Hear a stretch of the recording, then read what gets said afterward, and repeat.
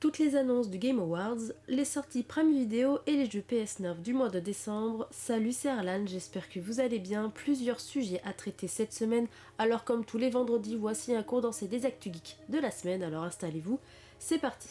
On commence avec les sorties Prime Video à ne pas manquer pour le mois de décembre.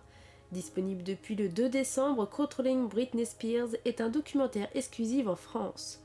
Ce documentaire revient sur le parcours chaotique de la chanteuse.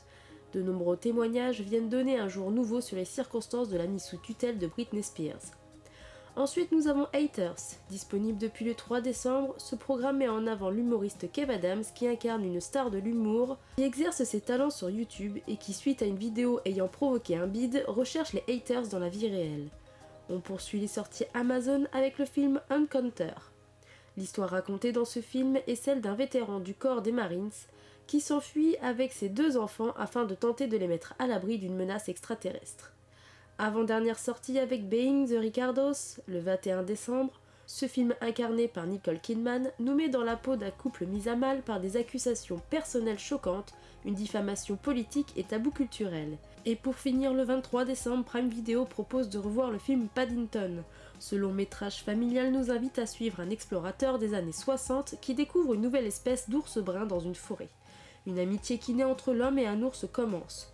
Pour ceux qui veulent la liste complète des séries et films disponibles sur Prime Video, je vous mets un lien dans la description. On passe aux annonces du Game Awards avec l'annonce de Star Wars Eclipse. C'était la surprise de l'événement avec les développeurs de Quantic Dream, le studio français derrière Heavy Rain et Detroit Become Human.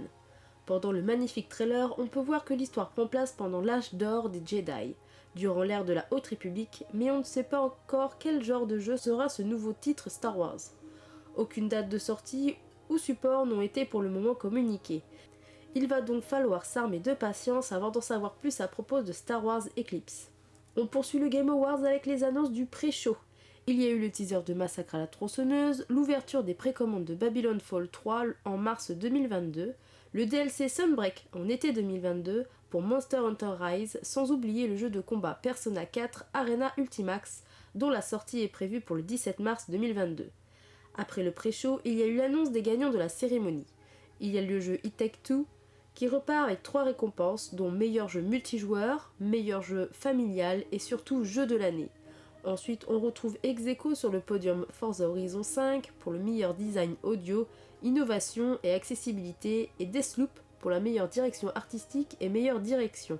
Après les différents prix distribués, c'est au tour des premières mondiales sur des annonces avec le premier teaser de Alan Wake 2, dont une date de sortie pour 2023. Après Batman, la Justice League et Suicide Squad, c'est désormais au tour de Wonder Woman de s'illustrer dans une histoire solo. Ensuite, les jeux de science-fiction avec le jeu d'aventure The Expanse A Telltale Series, 4X Dune Spice War qui aura un accès anticipé en 2022, et pour finir Star Trek Resurgence au printemps 2022. Un nouveau jeu Sonic a fait son apparition avec Sonic Frontier pour 2022 sur PC, console ancienne et nouvelle génération. Le prochain jeu est un jeu d'action horrifique fait par le créateur de Silent Hill avec Slitherhead. Enfin, les anciens cadres des studios BioWare annoncent Nightingale dans un univers victorien fantastique. Si vous voulez la liste complète des récompenses aux Game Awards, je vous mets un lien dans la description. On passe à la série live action Halo qui dévoile sa première bande-annonce lors du Game Awards. Cette minute de trailer montre que la série sera certainement grandiose et pris des moyens colossaux pour la produire. Pour rappel, les 9 épisodes qui composeront cette première saison a été réalisé par Otto Barth-Hertz, qui est connu pour avoir fait les Peaky Blinders et un épisode de Black Mirror.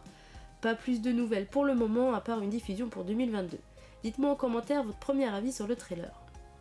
On continue avec une démo technologique qui s'appelle Matrix Awaken. Cette démo accompagne la sortie du très attendu Matrix Résurrection, le 4e long métrage de la franchise. Pour en faire profiter tout le monde, les développeurs ont choisi les Game Awards 2021 pour l'annoncer. Cette expérience est entièrement gratuite, la démo est à télécharger sur PS5 et Xbox Series X et S.